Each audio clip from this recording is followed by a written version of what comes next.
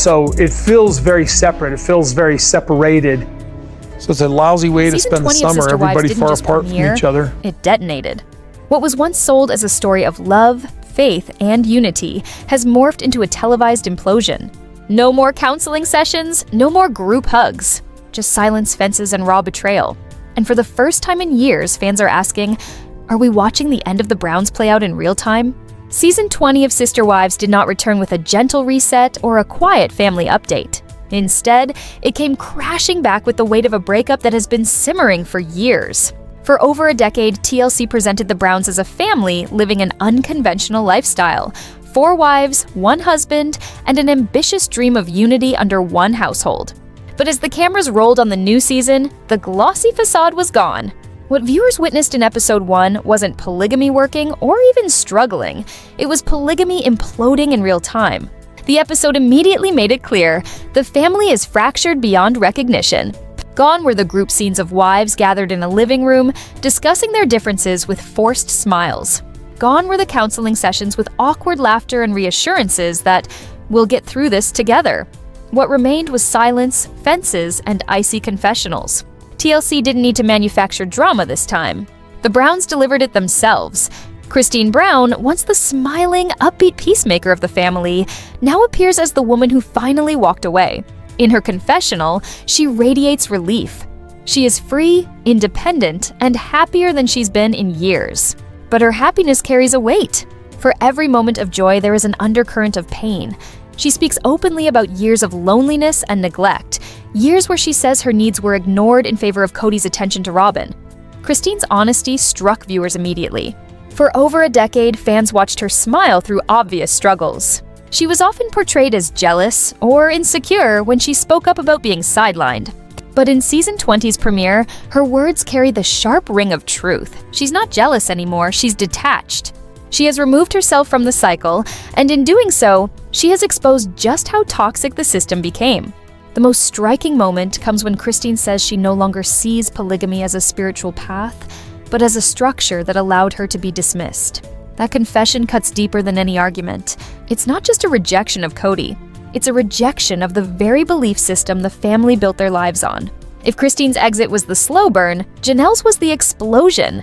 Long considered the practical, level-headed wife, Janelle shocked viewers by unleashing years of frustration in a direct confrontation with Cody. The cameras captured a raw, unfiltered argument, one that TLC barely had to edit to show just how far gone their marriage is. "You're not a husband, Cody," she declared, her voice shaking with both anger and exhaustion. In that one line, Janelle summarized what viewers have been seeing for years, a man who retreated into one relationship while neglecting the others. This was not a fight over chores or jealousy.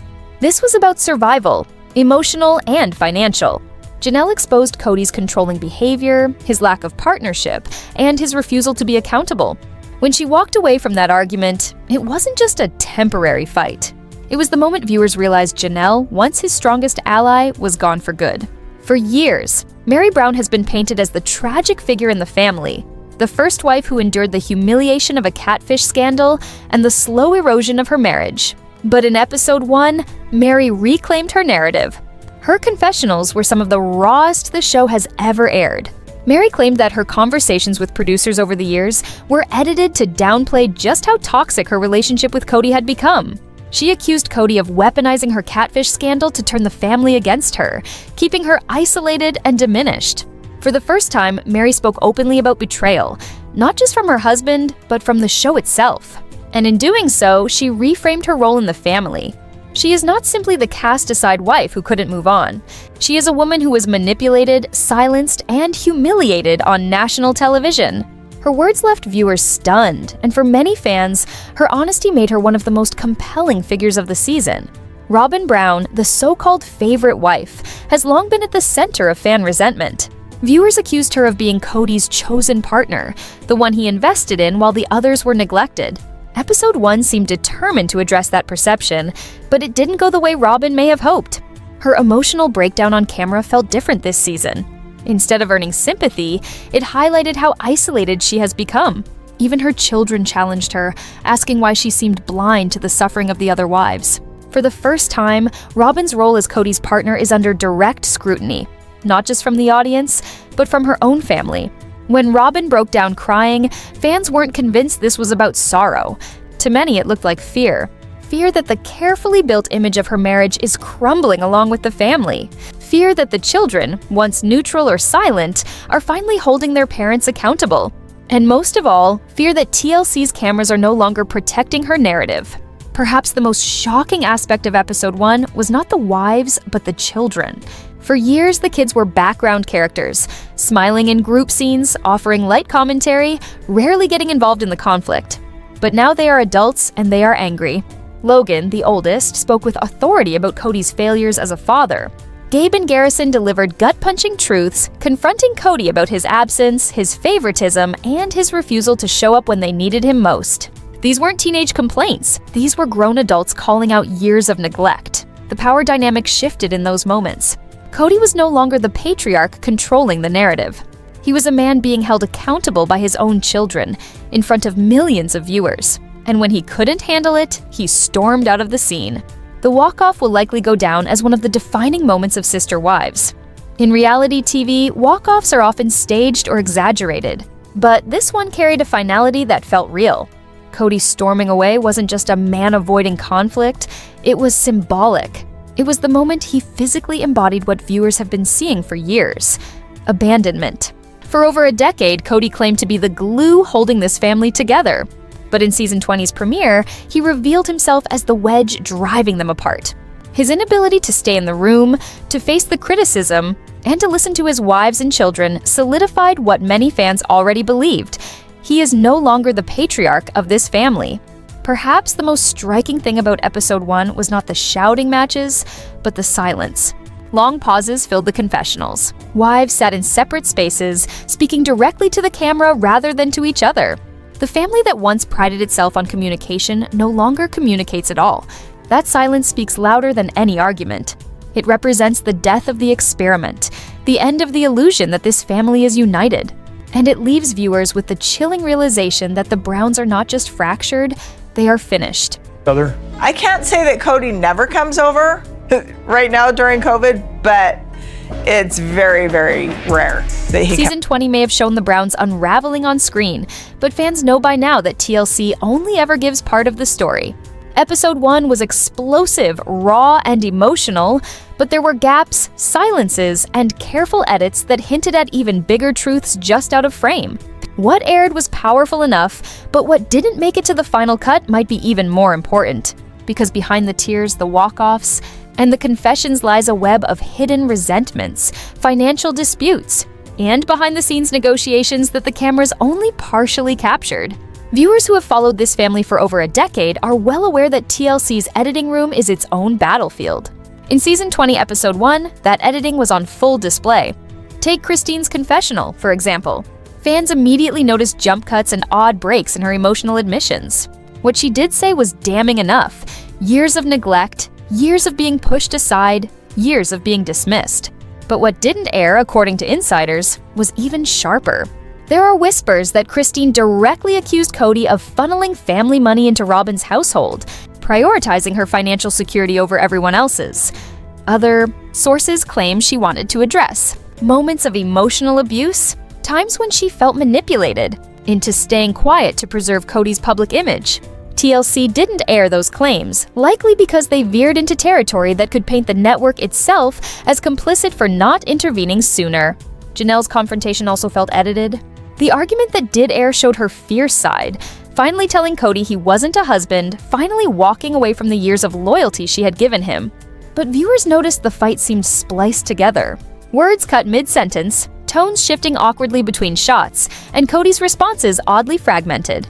Rumor has it that what TLC didn't show was Janelle's full fury about money. She allegedly accused Cody of mismanaging family finances, using Coyote Pass as leverage to control the wives, and pushing her into financial insecurity while keeping Robyn protected. If true, this would change the entire dynamic from marital disagreement to outright financial betrayal. Meri's scenes were some of the most shocking, because for the first time in years, she spoke about being silenced. She openly said that conversations she had with producers were edited down, making her look weak or complicit in her own suffering. She claimed Cody weaponized her catfish scandal to isolate her, but viewers suspect she said more than what aired. There's speculation that Meri accused producers of knowingly protecting Cody's image by leaning into the catfish storyline while ignoring his neglect of her. If that's true, then Meri isn't just fighting her husband, she's fighting the show itself. That alone might explain why there are whispers that Meri has been negotiating her own spin-off, a chance to tell her unfiltered story after years of edits. Robyn's breakdown was another moment that felt carefully constructed. Cameras lingered on her tears, her voice cracking as she talked about family unity and her fear of losing it all. But behind the scenes, reports suggest Robyn's confessional took multiple retakes. Her children reportedly spoke more bluntly about her denial, questioning why she allowed their father to alienate himself from the rest of the family. Only a fraction of those challenges aired. What made it into the episode framed Robyn as sad but misunderstood. What was left out might have revealed her as complicit, protecting Cody while the other wives and children suffered. Viewers also noticed Robyn's sudden focus on spiritual language, references to God, destiny, and sacrifice that didn't always match her body language. Some believe producers trimmed her confessional to avoid making it sound like she was defending Cody too aggressively, which could have turned even more fans against her. One of the biggest unspoken truths of the episode was the family's stance on polygamy itself. Christine flat out said she no longer believes in it. Janelle hinted at the same. Meri, by her tone, sounded done. Even the children voiced their rejection of it through their anger at Cody. But Cody himself? The episode showed his defensiveness, but avoided the deeper question. Does Cody still even believe in polygamy? Off-camera, insiders claim he's told people privately that he sees no future in plural marriage. If true, then everything the family has built their show on collapses in one confession. TLC seems determined not to air this directly because admitting it on screen would dismantle the very premise that has kept Sister Wives alive for 20 seasons. The issue of finances loomed like a ghost over the episode. Viewers heard mentions of Coyote Pass, arguments over who owns what, and complaints about responsibility, but the full story never came out. Reports suggest the wives, especially Janelle, feel trapped by the land because it is structured under a trust controlled by Cody and Robyn. This means that no matter how much the other wives contribute, their security depends on a system Cody can manipulate. By leaving this mostly off-screen, TLC avoids turning the show into a financial exposé. But fans know money disputes are the backbone of most family breakups. What TLC also avoided showing was just how much the children know. Logan, Gabe, and Garrison spoke directly to Cody in episode 1, but rumors say their conversations went much further. Gabe allegedly detailed moments when Cody failed to show up for milestones, while Garrison reportedly accused him of choosing Robyn's kids over his own. Those specifics never aired, and it's easy to see why. They don't just hurt Cody, they hurt the show's image of a father still trying. By cutting those admissions, producers preserved a sliver of ambiguity, allowing some viewers to still question whether Cody can redeem himself. Editing has always been part of Sister Wives, but in season 20 it's no longer just about pacing or storylines. It feels like editing has become survival, for Cody, for Robyn, and even for the network itself. By trimming confessions, reshaping arguments, and framing scenes, TLC is not only documenting a family collapse, but also protecting its brand. Fans, however, are no longer fooled. Social media has become the second screen, where viewers dissect every cut, every pause, and every unexplained jump. Episode 1 may have aired, but the real story is happening in the spaces between what we saw and what we didn't. The truth is that what TLC didn't show is almost as explosive as what they did. Christine's accusations about financial betrayal, Janelle's fury about being trapped, Meri's fight for her own voice, Robyn's fear of exposure, and Cody's quiet rejection of polygamy itself, all of it lingers in the shadows of season 20. Episode 1 was the public breakdown. But the edits, the omissions, and the silences suggest that behind the curtain, the Browns are fighting battles the cameras may never fully reveal. And for fans, that hidden war might be the most compelling storyline of all. The fallout from season 20's premiere stretches far beyond what aired in the opening episode. The confessions, arguments, and walk-offs didn't just mark a single explosive moment in time, they signaled the start of something irreversible. For the first time, it feels like the Brown family isn't just in crisis, they're in freefall. And as the pieces scatter, each wife, each child, and even Cody himself seem to be charting separate paths that can never fully converge again. Viewers who have stuck with this family for 2 decades can sense it. This isn't a storyline that will resolve with a group hug or a family dinner. This is the unraveling of a dynasty built on faith, loyalty, and image, and what comes next may be even more dramatic than what we've seen so far. The most obvious fallout is the growing unity among the wives who remain outside of Cody's orbit. Christine, Janelle, and Meri have not always been allies. In fact, years of subtle rivalries and competition for Cody's affection often put them at odds. But now, with their relationships to Cody effectively over, they are finding common ground in shared betrayal. Christine's liberation gave Janelle courage to break free, and Meri's confessions about being silenced resonated deeply with both of them. Together, they've begun crafting narratives independent of Cody. For fans, this shift feels both cathartic and inevitable. The women who were once framed as rivals are finally able to see each other clearly, no longer fighting for scraps of attention from the same man. The children's rebellion, however, might be the most significant development. Their voices have always been secondary in the show, but now they've become central. By speaking out against Cody, they've given audiences something rawer than any confessional: generational rejection. It's not just about one man failing as a husband or father. It's about a generation openly rejecting the belief system that framed their childhoods. Gabe and Garrison's anger, Logan's disappointment, and the quiet disapproval from other siblings reveal a shift that Cody cannot control. His role as patriarch has evaporated, not because the wives challenged him, but because the children no longer recognize his authority. That kind of loss isn't just a storyline, it's the kind of fracture that changes a family forever. For Robyn, the fallout is especially precarious. Once portrayed as Cody's closest partner, she is now isolated in a way she never expected. Her breakdown in episode 1 hinted at fear, but it's the silence around her future that speaks volumes. Without the other wives, she no longer represents one branch of a plural marriage. She represents the last remaining marriage. Fans have speculated endlessly about what this means. Some argue that Robyn will push for a monogamous future with Cody, insisting that they were always meant to be together. Others believe Robyn will struggle under the weight of fan backlash and the resentment of Cody's older children, who view her as the symbol of everything that went wrong. Either way, her story is no longer just about being the favored wife. It's about whether she can survive being the last one standing. Financial battles are likely to dominate the future, and the land at Coyote Pass has become the symbol of those tensions. Once pitched as the grand dream of a united family compound, the land now represents division.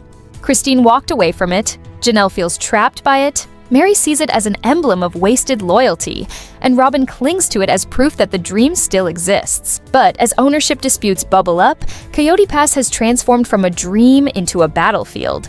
The land is no longer about building a future together. It's about who controls the remnants of a failed system. That fight is guaranteed to play out both in front of and behind the cameras. Fan theories are adding fuel to the fire, with speculation running wild across social media. Some believe the wives are preparing coordinated spin-offs, with Christine already leading the way. Others think Robyn's children will eventually speak out, challenging the carefully protected image of their family. A darker theory suggests that Cody and Robyn will attempt to rebrand themselves as a monogamous couple, erasing the plural marriage altogether. Each theory reflects what fans are beginning to accept. Sister Wives can no longer sustain itself as a show about plural marriage. The family is fractured beyond repair, and the series must evolve into documenting the ruins rather than preserving the illusion. What makes this fallout so compelling isn't just the drama, it's the emotional weight behind it. Christine's freedom brings viewers joy because it's a victory against years of quiet suffering. Janelle's independence feels empowering because she was the one who carried responsibility for so long. Meri's voice resonates because it's the sound of someone reclaiming her dignity after years of silence. Even the children's rebellion feels like justice, as they finally hold Cody accountable for his failures. Every step away from Cody is framed not just as a personal choice, but as a triumph over control, neglect, and betrayal. And then there's Cody himself. Once the confident patriarch who commanded the screen with his booming voice and grand visions, he now looks like a man unraveling. His walk-off in episode 1 was powerful not because of its drama, but because of what it symbolized: abandonment. When confronted with the truth from his wives and children, he didn't fight for them. He didn't plead. He didn't listen. He walked away. That image will linger long after the season ends. It is the image of a man no longer presiding over a family, but over ruins. Season 20's first episode didn't just reset the narrative. It reframed the entire series. What began years ago as a love story about faith and family has become a cautionary tale about control, betrayal, and the cost of loyalty to a system that no longer works. The wives are no longer defined by their positions in a marriage. The children are no longer background players. Cody is no longer the patriarch. What remains is a family shattered, a show forced to confront its own premise, and an audience watching as a cultural experiment comes to an end. The cliffhanger surrounding Coyote Pass only amplifies the tension. The land stands as the last tangible link holding the Browns together, but it is also the site of their greatest divisions. Will it become the setting for lawsuits, negotiations, and further betrayals? Or will it remain a barren dream, a constant reminder of what might have been? Whatever happens, one thing is clear: the Browns' story is no longer about building a future together. It is about surviving the collapse. As fans tune in week after week, they aren't watching for solutions or reconciliation. They're watching for truth, for accountability, and for the raw unraveling of a family that once believed it could defy the odds. Season 20 isn't just another chapter in the saga of the Browns. It's the final act of a decades-long experiment. And whether TLC chooses to admit it or not, the Browns as we knew them are over. And so the cycle came full circle. What started as a dream of unity had now collapsed into silence. In separate lives, the camera lingered on Cody standing. At Coyote Pass, his shoulders heavy, his eyes scanning the empty land that was once supposed to hold a mansion filled with laughter and children's voices, but the silence of that space spoke louder than any confession Christine had moved on Janelle had drawn. Her line Meri had begun walking her own path, and Robyn, though still holding the legal title of wife, stood surrounded not by sisterhood, but by suspicion. The children no longer played their parts in the dream they had grown up and chosen their own truth, some refusing to be filmed, others speaking out on social media, tearing down the illusion of harmony that had once sold millions in dough, revenue, and family fame. What the cameras couldn't fully capture was the weight of years of control, broken promises, and the relentless push of a man who wanted a kingdom but lost his family in the process. Cody no longer looked like a patriarch. He looked like a man staring at the ruins of everything he claimed to build, while fans at home realized they weren't watching a show about faith anymore. They were watching a show about collapse, the end of an era where the cracks could no longer be hidden behind confessionals or TLC edits. The experiment was over, and whether season 20 marks the final act or just the prelude to spin-offs and solo stories, the truth is undeniable. This family will never be what it once was. The dream of sister. Wives has shattered into separate lives, and the only thing left on that empty land in Flagstaff is the echo of what could have been.